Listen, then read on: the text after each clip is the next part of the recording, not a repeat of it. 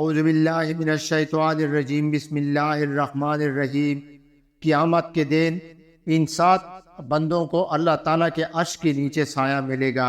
صحیحین کے ایک حدیث میں حضرت ابو ہریرہ رضی اللہ سے مروی ہے کہ رسول اکرم صلی اللہ علیہ وسلم نے فرمایا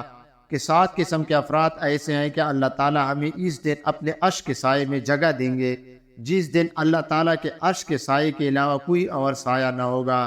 نمبر 1، عادل بادشاہ، یعنی جس نے اپنی رعایا میں انصاف کے ساتھ حکومت کی ہو۔ نمبر 2، وہ جوان جس نے اپنی پوری زندگی اللہ تعالیٰ کی عبادت میں گزار دی، یعنی جوانی کا زمانہ جس میں شہوت نفسانیہ کا خوب غالبہ ہوتا ہے، انسان جسمانی صحت و قوت سے بھرپور ہوتا ہے۔ ایسے وقت میں نفس شیطان کی اتباع کی بجائے اپنے اوقات کو اللہ تعالیٰ کی عبادت میں گزارتا ہے۔ نمبر 3، وہ شخص جو مسجد سے دل لگائے رکھتا ہے، یعنی نمازوں کے اوقات کا خیال رکھتا ہے، دنیا کے کاموں میں مشغول ہو کر نماز سے غافل نہیں ہوتا، بلکہ دنیا کے کاموں کو اس طرح پورا کرتا ہے کہ نمازوں کو وقت مسنونہ میں جماعت کے ساتھ ادا کرنے میں رکاوٹ نہیں ہوتا۔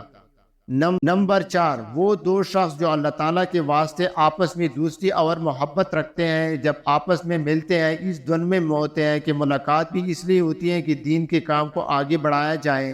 اور جب جدائی ہوتی ہے تب بھی اس خیال میں ہوتا ہے کہ دین کے کام انجام دیے جائیں۔ نمبر 5، وہ شخص جس کو کوئی حسین و جمیل عورت بدکاری واسطے بلائے اور وہ یہ کہہ کر اس عورت کی طرف روح نہ کرے کہ میں تو اللہ تعالیٰ سے ڈرتا ہوں، یعنی اللہ تعالیٰ کے خوف کی وجہ سے موقع ہوتی ہوئی برائی سے بچتا ہے۔ نمبر 6،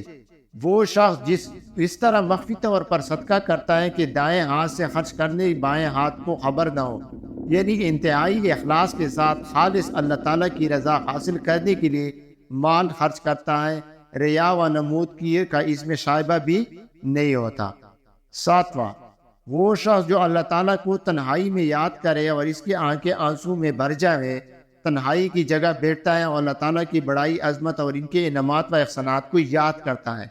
اور جنت و جہنم کو یاد کر کے روتا ہے، یا ذکر و تلاوت کے موقع پر روتا ہے، یا اپنے گناہوں کو یاد کر کے روتا ہے، اللہ تعالیٰ سے معافی مانگتا ہے۔ ان اعمال کے علاوہ کچھ اعمال پر بھی آپ صلی اللہ علیہ وسلم نے عرش الہی کے نیچے جگہ ملنے کی خوشخبری دی ہے۔ اللہ ہمارے لیے یہ اعمال خیر کی دروازے کھولے ہوئے ہیں۔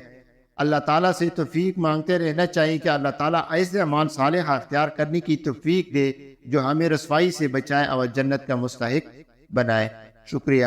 جزاک اللہ۔